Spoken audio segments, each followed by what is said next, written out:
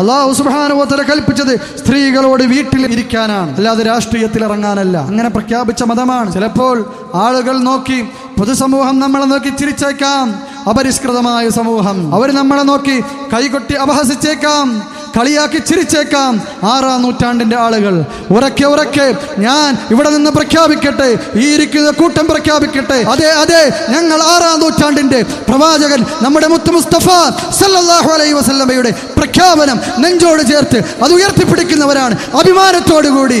സഹോദരാ, നീ അറിഞ്ഞിട്ടില്ല, സഹോദരങ്ങളെ, അവർക്കറിയില്ല നമ്മുടെ നെഞ്ചിനുള്ളിൽ പ്രവാചകന്റെ സ്ഥാനം എന്താണ്. അവർക്കറിയില്ല ഈ ആദർശത്തിന്റെ മഹത്വം എന്താണെന്ന്. അവർക്കറിയില്ല മുസ്ലിമിന്റെ അടുക്കൽ ഇസ്ലാമിന്റെ സ്ഥാനം എന്താണെന്ന്. അവർക്കറിയില്ല പ്രവാചകന്റെ വാക്കുകളെ ഒരു മുസ്ലിം എങ്ങനെയാണ് വിലയിരുത്തുന്നതെന്ന്.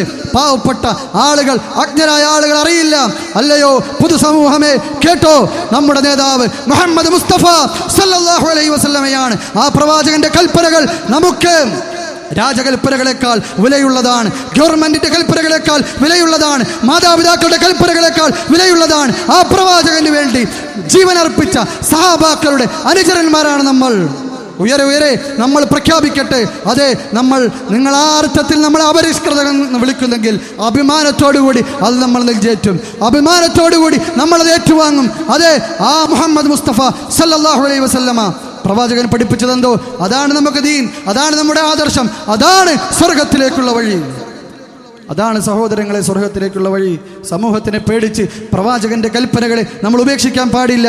നമ്മുടെ ജീവനേക്കാൾ എപ്പോഴാണ് റസൂലിനെ സ്നേഹിക്കുന്നത് അപ്പോൾ മാത്രമേ നമ്മൾ ശരിയായ മുഅ്മിനായിട്ടുള്ളൂ എന്ന് പഠിപ്പിച്ചത് നമ്മുടെ പ്രവാചകരാണ്. നമ്മുടെ ജീവനേക്കാൾ, നമ്മുടെ ഭാര്യയേക്കാൾ, നമ്മുടെ മക്കളേക്കാൾ, നമ്മുടെ ഉമ്മയേക്കാൾ, നമ്മുടെ വാപ്പയേക്കാൾ എപ്പോഴാണോ പ്രവാചകർ നമുക്ക് നമ്മുടെ നെഞ്ചിൻ്റെ ഉള്ളിൽ സ്നേഹമായി തീരുന്നത് അപ്പോഴാണ് ശരിക്കുമുള്ള മുഅ്മിനായി നമ്മൾ മാറിയിട്ടുള്ളൂ. അതുകൊണ്ട് തന്നെ ജനങ്ങളെ, മനുഷ്യരെ മനസ്സിലാക്കിക്കോ, മുസ്ലിമിന് ഏറ്റവും വലുത് അവൻ്റെ പ്രവാചകരായ മുഹമ്മദ് മുസ്തഫ സല്ലല്ലാഹു അലൈഹി വസല്ലമയാണ്.